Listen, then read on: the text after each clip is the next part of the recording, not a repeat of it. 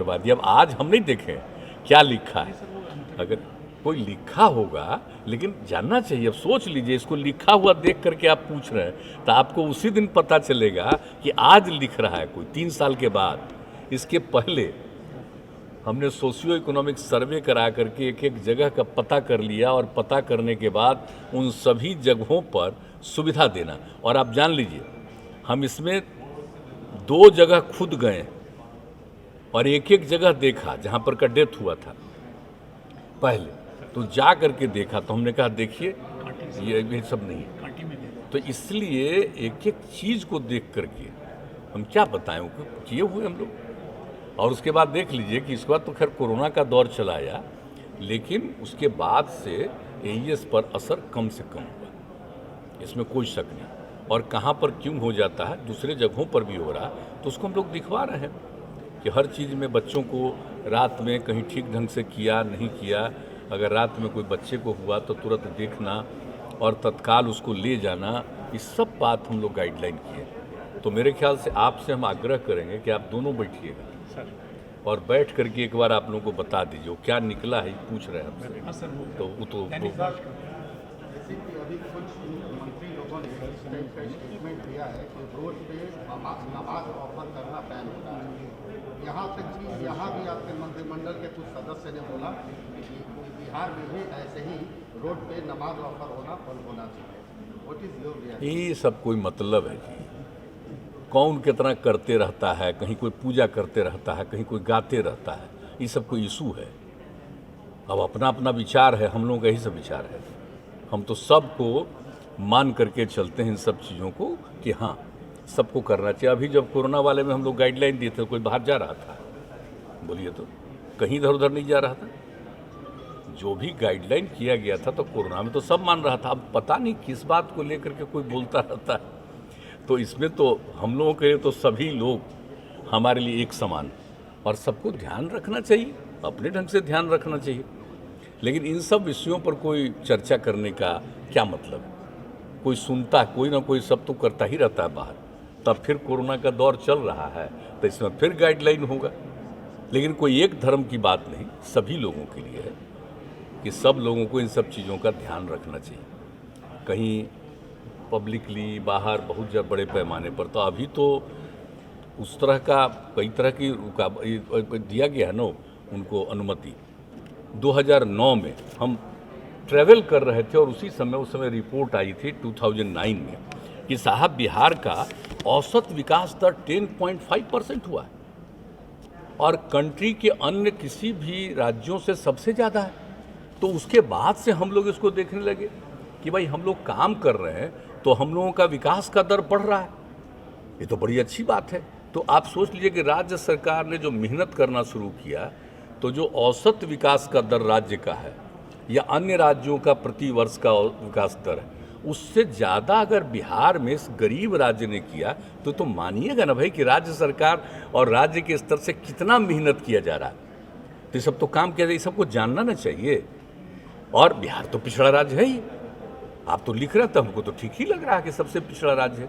लेकिन कहाँ थे आप? जरा देख लीजिए कि एक बात और जान लेना आप लोगों को बहुत ज़रूरी है कि जो कुछ भी पहले जितना भी था कि 2004-05 में प्रति व्यक्ति आय वर्तमान मूल्यों पर, उस समय जब हम लोगों को काम करने का मौका मिला, उसमें प्रति व्यक्ति आय बिहार में उस समय था 7,914 रुपया।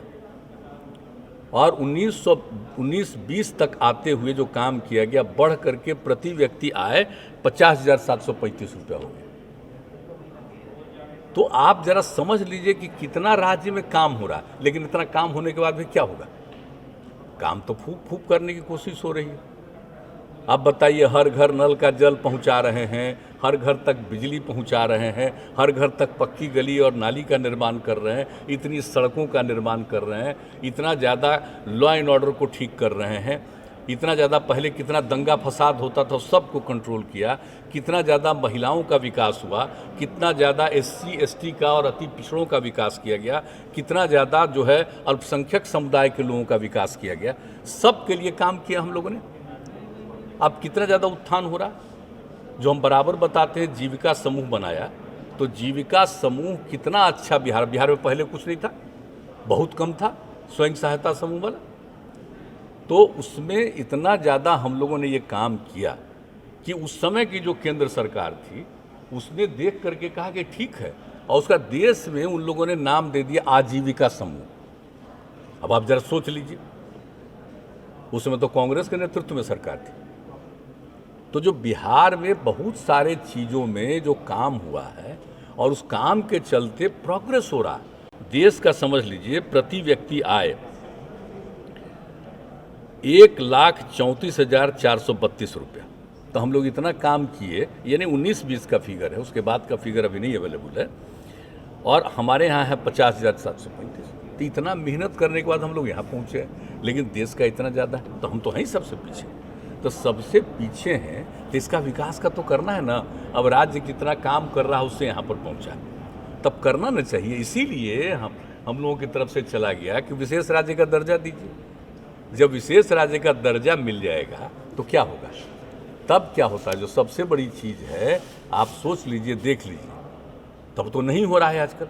हम लोग तो आज से नहीं, आप सोचिए कितना बड़ा हम मूवमेंट चलाए, सब कुछ किए, सारा सर्वेक्षण करा उरा करके एक रिपोर्ट देना, सब कुछ किया गया। तो अब तो चूंकि आ गया, इस आयोग की रिपोर्ट आ गई, तो अब रिपोर्ट की आ गई तो जो हम लोग कह रहे थे तब हो ही ना गया कि सबसे पीछे हैं। तो जब सबसे पीछे हैं तो विशेष राज्य का दर्जा पिछड़े राज्यों को अगर मिलेगा तब क्या फ़ायदा होगा? सबसे बड़ा फ़ायदा होगा कि जो केंद्र और राज्य का शेयर है, जो केंद्र की जितनी योजनाएं सरकार की चलती है उसमें हो जाएगा 90-10, अभी 60-40 या 50-50। तब जैसे ही हो जाएगा तो राज्य को कुछ और पैसा बचेगा और उस पैसे से विकास का और काम होगा, तब तेज़ी से विकास का दर बढ़ जाएगा, तो बहुत तेज़ी से ये ठीक हो जाएगा और विकसित हो जाएगा।